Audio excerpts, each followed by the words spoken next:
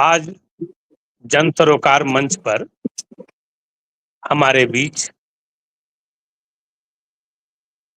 फरीद खां साहब मौजूद हैं और आपकी कविताएं अपने ढंग से देश का पाठ करती हैं और अपने समकाल को एक खास मुहावरे में समझाने का प्रयास करती हैं। जन सरोकार मंच का यह कार्यक्रम कविता बोलती है, बोलती हुई कविताओं के द्वारा देश को रचने गढ़ने की कोशिश का एक विनम्र और महत्वपूर्ण प्रयास है।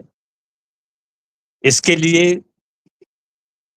जन सरोकार मंच का मैं हार्दिक अभिनंदन एवं स्वागत करता हूं और आज इस मंच पर हमारे महत्वपूर्ण युवा कवि फरीद खां साहब, जिनकी कविताएं तद्भव, नया ज्ञानोदय,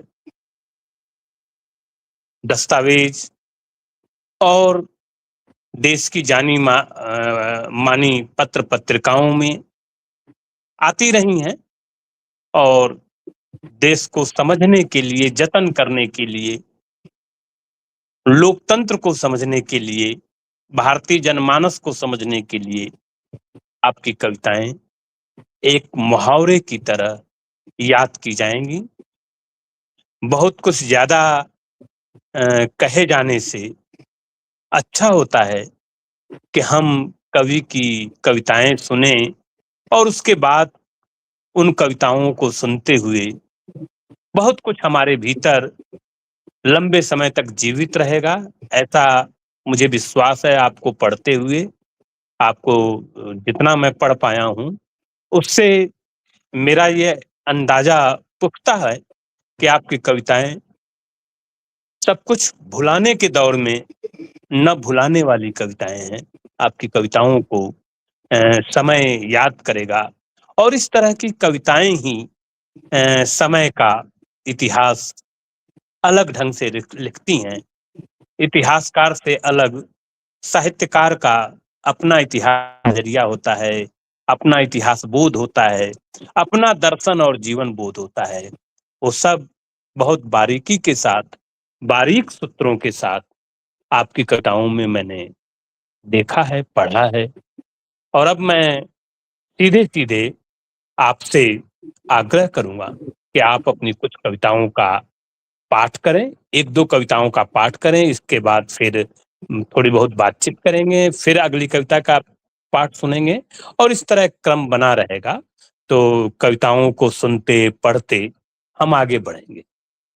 तो जन सरोकार मंच पे आपका बहुत बहुत अभिनंदन एवं स्वागत है सर। बहुत बहुत शुक्रिया और बहुत बहुत शुक्रिया जन सरोकार मंच का, जिसने मुझे मंच दिया अपनी कविताओं के पाठ के लिए। तो मैं सबसे पहले कविता सुनाना चाहता हूँ फिलिस्तीन पर, जिसका शीर्षक है किसी की दुनिया किसी के निशाने पर। किसी को उतनी ही दी गई जमीन जितनी एक तोप की नली से दिखाई देती, किसी को उतना ही मिला मुल्क जितना कागज पर बना एक नक्शा हो। जब मन करे जेब में रखो, जब मन करे जला। किसी को इसी शर्त पर घर मिले, अस्पताल मिले, जहां जब जी चाहे बम गिराए जा सके। किसी को वैसे ही मिले स्कूल जहां बच्चों के सीने पर बंदूक की परीक्षा ली जा सके।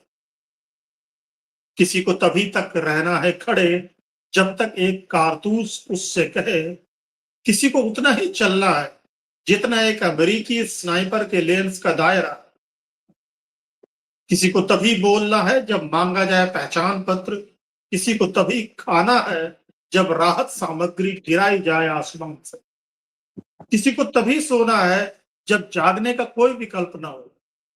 किसी को तभी करना है सीमा पार जब उसके लिए कोई सीमा ना बची है। भीषण बमबारी के बीच भी बच्चों के हाथों पर उनके नाम लिखे जा रहे हैं। यह इतिहास का सबसे विश्वसनीय स्रोत होगा अगर बच्चों के हाथों पर बम मारने वालों के भी नाम लिखे हों। क्या बात है। यहाँ मेरी पहली कविता खत्म हुई। जी। दूसरी कविता है जिसका शीर्षक है तारों को जोड़कर। साइकिल स्टैंड में काम करने वाला लड़का रोज 10 किलोमीटर पैदल चलकर आता था। उसने अपनी कम उम्री में ही जितनी तरह की साइकिलें देख ली थी, आमतौर पर कोई पूरी जिंदगी में भी नहीं देख सकता। वो रात को आसमान में तारे देखता और उन्हें आपस में जोड़कर उन साइकिलों को बनाता। उसका साथ देने के लिए आसपास के दूसरे तारे भी आ जाते और आपस में जुड़कर उसके लिए आधुनिकतम साइकिलें बनाते। साइकिल स्टैंड में काम करने वाले लड़के ने वैसी साइकिलें भी देखी जो अब तक बनाई भी नहीं गई। क्या बात है। धन्यवाद। तीसरी कविता है गालिब को आम बहुत पसंद है। थोड़ा ह्यूमर है। गालिब को बहुत पसंद थे आम। जब वे कार्यकर्ता थे तो पूरे देश में काट काट कर खाते थे आम। जब वे राजा बने तो चूस चूस कर खाने लगे आम। काटने और चूसने की उनकी ऐसी आदत पड़ गई कि जब कम पड़ गए खाने को आम तो उन्होंने सबसे पहले अपने घर में काटा आम और भरपेट खाया। फिर गली मोहल्लों और सड़कों पर निकलकर चूस कर खाया आम। कपड़े बदल बदल कर उन्होंने अपने उदर विकास का मॉडल पूरी दुनिया को दिखाया और बताया कि विकास की उनकी भूख कभी खत्म ही नहीं होती। इसलिए एक हाथ से चूस कर और दूसरे हाथ से काट कर खाते हैं आम। गालिब को बहुत पसंद थे आम। क्या बात है।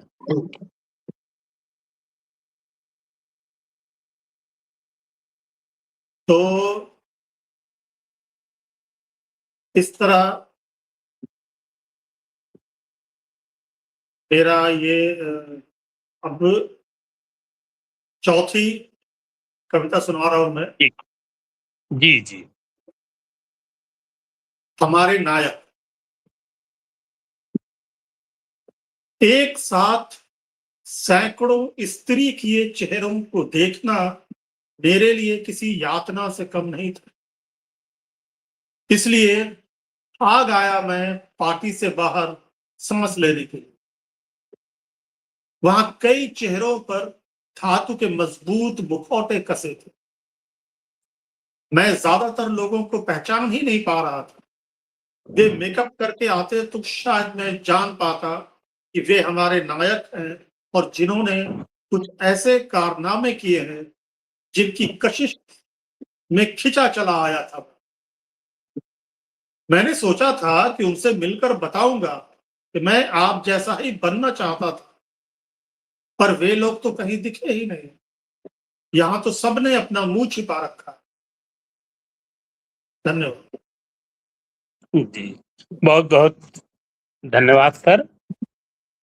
और आपकी कविताएं हमारे इस पूरे दौर को आलोकित करती हैं।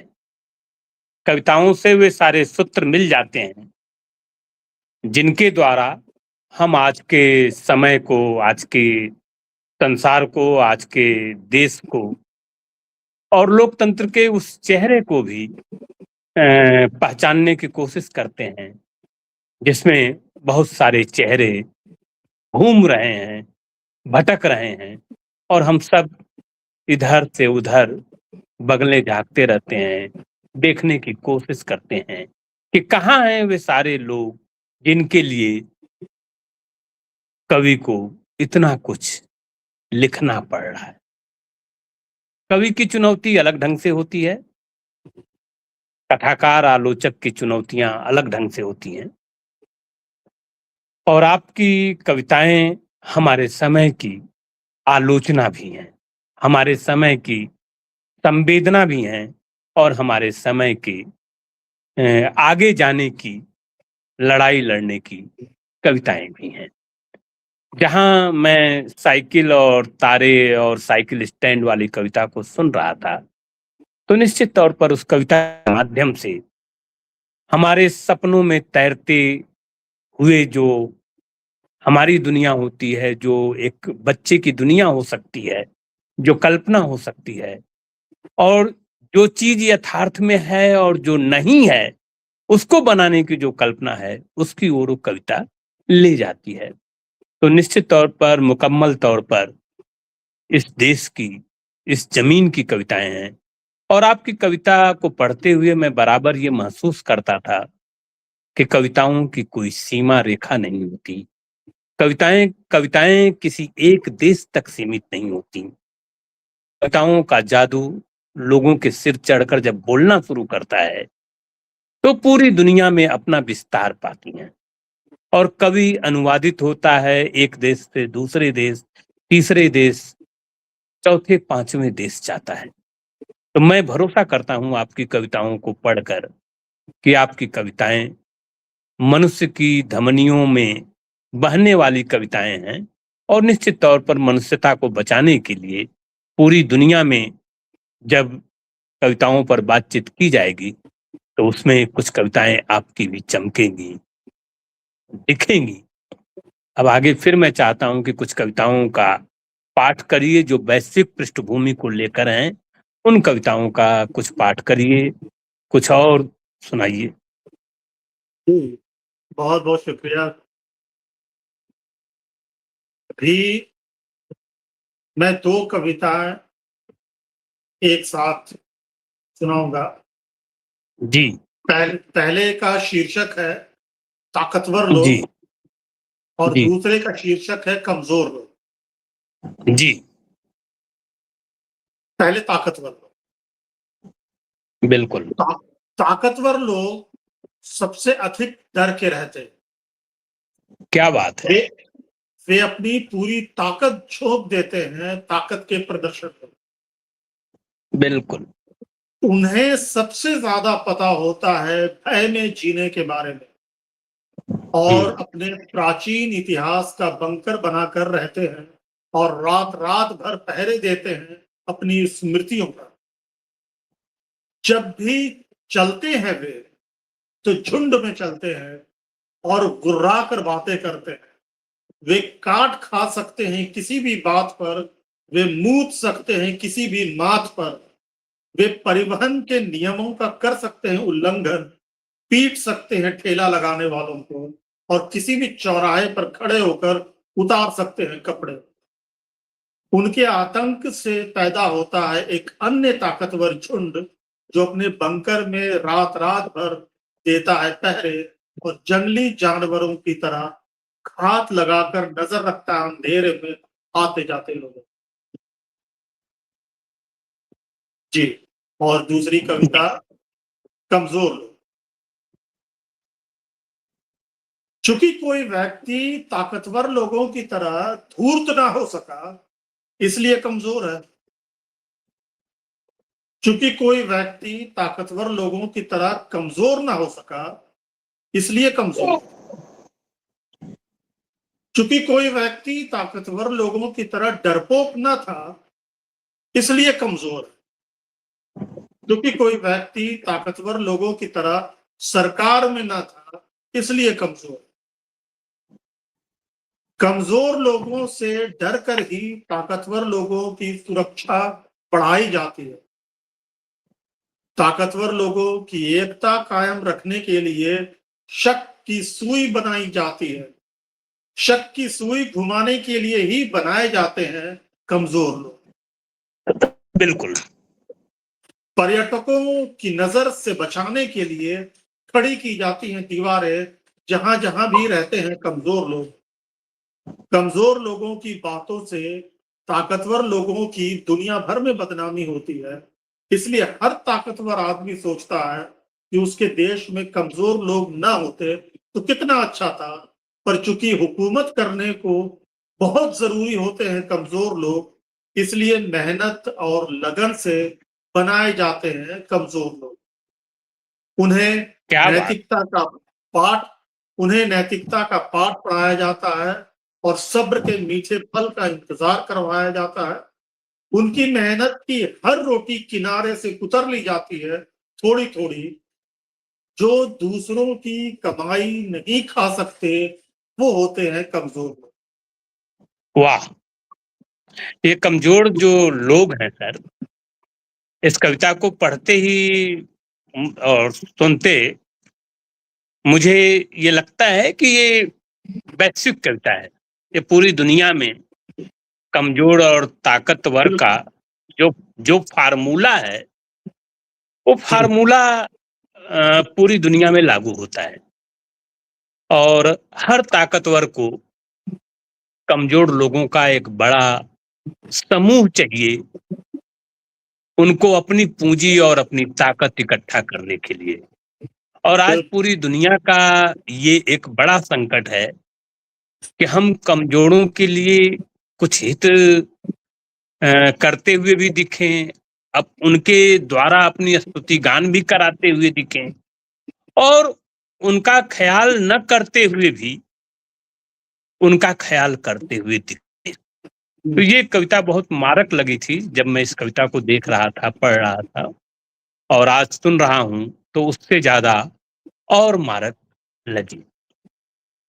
ताकतवर होना और कमजोर होना, ये कोई निरपेक्ष पद नहीं है, ये समय सापेक्ष है। जो आज ताकतवर दिख रहा है वो कब अगले क्षण कमजोर सा दिखेगा। बहुत सारे ताकतवर लोगों को आज हम लोग कमजोर होते देख रहे हैं, और कमजोर लोगों को भी ताकतवर होते हुए भी देखा गया है। तो ये कविता मनुष्य के बोध की कविता है, और ये कविता पूरी तरह से वैश्विक धरातल पर लागू होती है। ये इस तरह की कविताओं को विश्व की कविता के रूप में गिनती करना चाहिए, गिना जाना चाहिए। ये कविता केवल स्थानीय या केवल देशी बोध की कविता नहीं है, इसका बहुत विस्तार है। इस कविता को निश्चित तौर पे पढ़ा और समझा जाएगा। मैं चाहूंगा कि आप कुछ और कविताएं जन सरोकार मंच के लिए, हमारे श्रोताओं के लिए, हमारे पाठकों के लिए प्रस्तुत करें। दो एक कविताएं और सुनाएं सर। और इसके साथ कविता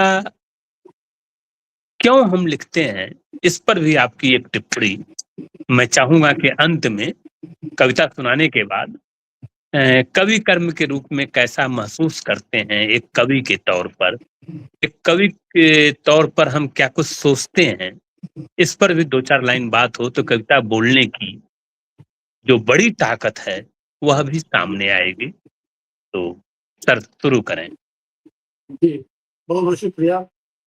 अभी मैं पिता पर दो कविता सुनाऊंगा। बिल्कुल जी। तो पहली कविता है पिता। मेरे पिता कब दरवाजा खोलकर मेरे भीतर आकर बैठ जाते हैं पता नहीं चलता। क्या बात है। मैं अपने पिता की तरह ही भड़क कर फेंक देता हूँ खाने की प्लेटें और पागलों की तरह पीटने लगता हूँ सर। कई बार धमकी भरे स्वर में करना चाहता हूँ तलाक देकर घर से निकाल देने की बातें, पर मेरी पत्नी नहीं है मेरी माँ की तरह। वो उठकर पीट सकती है और जरूरत पड़ने पर निकाल भी सकती है घर से। वो शाहीन बाग से होकर आई है और उसे भूत भगाना अच्छे से आता है। ये देखकर कब निकल जाते हैं मेरे भीतर से मेरे पिता, पता नहीं चलता। क्या बात है। और दूसरी कविता है पिता की खोज। जिस समय मुझे खो जाना था खेलते खेलते और पिता को निकलना था मुझे खोजने, मैं पिता को खोज रहा था। स्मृतियों में उनकी तस्वीर लेकर निकला था, हर किसी के चेहरे को देखता भटकता। कोई तो आकर कहे कि वो रहे तुम्हारे पिता, कोई तो जाकर उन्हें बताए कि वो रहा तुम्हारा पुत्र। पिता की आस में सबके मुंह ताकता फिरता, पर आदमियों के मेले में कोई भी नहीं था उंगली रखकर बताने वाला। हर अजनबी चेहरे के साथ संशय का अंधेरा घना हो रहा था, सूरज डूब रहा था, हर कोई लौट रहा था, मैं पिता को खोज रहा था। स्मृतियां छल नहीं कर सकती मेरे साथ, अपनी उम्र से भी बड़ी आंखें लेकर मैं उन्हें खोज रहा था। मैं पेड़ के नीचे बैठकर लोगों से पिता की बातें करने लगा। गांव घर में प्रचलित उनके किस्से मैंने सुने, उनकी आदतों पर हंसा और अचानक सिहर उठा कि अगर पिता नहीं मिले तो मैं कहां लौट कर जाऊंगा। मैंने ऐसा ही देखा था कि मेरे पिता अपने पिता के घर लौटा करते थे, मेरी माँ अपने पिता के घर लौटा करती थी। मैंने यतीम खाने के बच्चों से पूछा कि तुम कहां लौट कर जाते हो, तो वे मुझसे लौटने का अर्थ पूछने लगे। मैं रो भी सकता था उस पल, मैं हार भी सकता था उस क्षण, पर उस समय तक मैंने जीवन में किसी हारे हुए व्यक्ति को नहीं देखा था। इसलिए मैं एक बार फिर उन्हें खोजने के लिए उठा, ये सोचकर कि मैं खो गया होता तो पिता मुझे खोजने में कोई कसर नहीं रखते। इसलिए मैंने निश्चय किया कि मैं पिता की तरह बनकर पिता को खोजूंगा और पिता की तरह बनकर और मेरे पिता अ, मेरी तरह बनकर उंगली थामे चले आएंगे मेरे से। धन्यवाद। जी। पिता की स्मृति और पिता की तरह होना और पिता की तरह चलना, ये अमूमन तभी पता चलता है जब हम लोग पिता बनते हैं और पिता होते हैं। हम सबके भीतर एक पिता जिंदा होता है और वो अपने बच्चे की उंगली पकड़कर लेकर चलता है। तो जब हम पिता को बच्चे को उंगली पकड़कर लेकर चलते हुए देखते हैं, अनुभव करते हैं, महसूस करते हैं, तब पता चलता है कि हमारे पिताओं ने किस तरह से हमारी दुनिया बनाई, रची। तो पिता कविता, और मुझे लगता है कि हर कवि के लिए पिता पर कविता लिखना, माता पर कविता लिखना या पारिवारिक रिश्तों को लेकर कविता लिखना कठिन भी होता है, कोई आसान और सरलीकरण नहीं होता कि मानवीय रिश्तों और संबंधों पर कविता लिखी जाए। और ये एक तरह से शाश्वत कविताएं होती हैं, पिता पर, पत्नी पर, माँ पर, और ये संसार भर के पिताओं की कविता है, इसलिए और ज्यादा मारक और अपील करने वाली कविता है। अब सर मैं चाहूंगा कि कविता के बारे में अ, कुछ अपने आत्म वक्तव्य आप प्रस्तुत करें, और क्यों लिखते हैं, लिखने से जो हम लोगों को सुख मिलता है, लिखने के पहले जो पीड़ा होती है, इस पर बात करते हुए लिखने का बहुत बड़ा सुख है। लिखने के बाद कई बार हम मुक्त हो जाते हैं, जो हमारे भीतर दबा रहता है, जो हमें बार बार कचोटता है, वो सब निकल जाता है। तो एक लेखक के लिए लिखना कितना जरूरी है, पर भी, और कवि के लिए लिखना कितना जरूरी है, इस पर भी बातचीत हो तो अच्छा लगेगा। जी, असल में ये बहुत मुश्किल हो जाता है कई बार, कि हुँ, क्यों लिखते हैं और कविता लिखकर क्या होता है, इस तरह के जवाब दे पाना। फिर भी हर किसी के मन में एक कारण तो होता ही है। ऐसा नहीं है कि जी, जी। अ, उम, अकारण ही कोई लिख लेता है। नहीं, जहाँ नहीं, तक बिल्कुल सही। जहाँ तक मेरा सवाल है, मैंने कैसे शुरू किया? पहले जी, तो मैंने बचपन में छिटपुट कुछ कविताएँ लिखी और फिर छूट गया बिल्कुल। कविता लिखना। और जैसा कि आप जानते हैं कि मैं मुंबई में रहता हूँ, सिनेमा की दुनिया में लिखता हूँ। तो कई बार ऐसा होता है कि मैं वो नहीं लिख पाता हूँ, जो वास्तव में मैं लिखना चाहता हूँ। जी, तो जी। कविता कविता मुझे वो जगह देती है, जो जी, सिर्फ़ मैं लिखना चाहता हूँ। बिल्कुल और सर। वो मेरे अंदर, जैसा कि आपने कहा, एक वाक़ई एक यातना होती है कि जब तक मैं लिख ना लूँ, उस यातना से मुक्ति संभव नहीं होती। तो क्या बात है! लंबा लंबा अरसा होता है, एक लंबा अरसा था मेरे जीवन का, जब मैं टीवी के लिए लिख रहा था और उसमें से ऐसा लग ही नहीं रहा था कि ये मैं लिखना चाहता हूँ। तब मैंने 2010 से शुरू किया कि नहीं, मुझे अपना तो लिखना ही पड़ेगा। वो अपना क्या होगा, मुझे उसकी विधा का अनुमान नहीं था।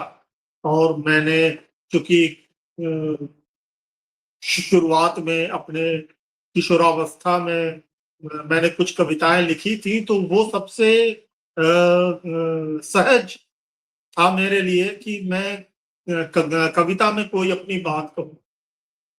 और दूसरी बात कि मुझे अमूर्त चीज़ों पर, मतलब हालाँकि मैं अभिधा में लिखता हूँ, इसके बावजूद मैं अमूर्तता को पकड़ने की कोशिश करता हूँ।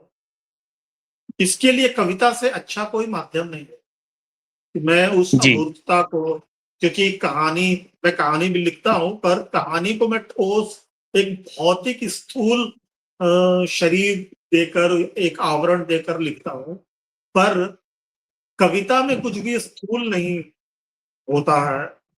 और बहुत सारे विचार, बहुत सारे जो अनुभव हैं, जो भावनाएँ हैं, वो अमूर्त ही रह जाती हैं अगर उन्हें कविताओं में दर्ज न किया जाए तो। क्योंकि उसका और जी, कोई जी। स्थान नहीं होता। वो उपन्यास में लिखा नहीं जा सकता, वो कहानी में नहीं लिखा जा सकता। तो बहुत सारी चीज़ें जो सिर्फ़ कविता में लिखी जा सकती हैं, वो मैं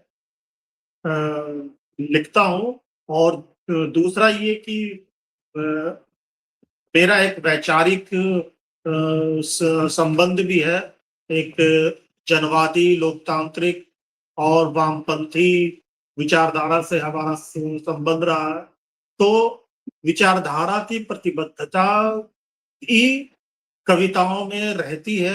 इसके लिए भी मुझे कविता लिखनी थी, क्योंकि वो जगह मुझे अपनी प्रतिबद्धता के लिए, सिर्फ़ कविता ही मुझे जगह दे रही थी।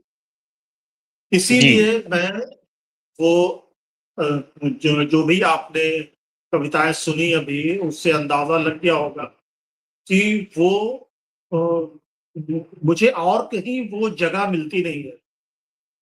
ख़ासकर लोकप्रिय माध्यमों में, या जो व्यावसायिक माध्यम है, यहाँ पर शुद्ध रूप से अव्यावसायिक तरीके से मैं लिख सकता हूँ। और अपना अपनी यातना का कैथार्सिस भी मैं कर सकता हूँ। और साथ में मुझे लगता है कि ये मेरी ज़िम्मेदारी है, बहुत सारी चीज़ों को लिखने की। मैं वो ज़िम्मेदारी भी निभाता हूँ कविता के ज़रिए। जी, सर। जी। चलते-चलते सर एक कविता आप सुना दीजिए। कौन-सी? कोई कोई वैसे कोई भी सर। अच्छा, कोई भी अपनी कविता जो आपको पसंद जी। हो। जी, जी। तो अब एक कविता है पहचान। जी, जब भरी सभा में हमारे नेता ने नंगे होकर कहा, उन्हें कपड़ों से पहचानो। उन्हें मतलब वो नेता नहीं, उनसे असहमत लोग। तो एक मामूली आदमी ने भी सिर्फ अपनी जान बचाने के लिए कपड़े पहनना छोड़ दिया। उसे हमेशा याद रहता कपड़ों से पहचानने का आह्वान, और उसका आशय भी कि पकड़कर उन्हें मार डालो।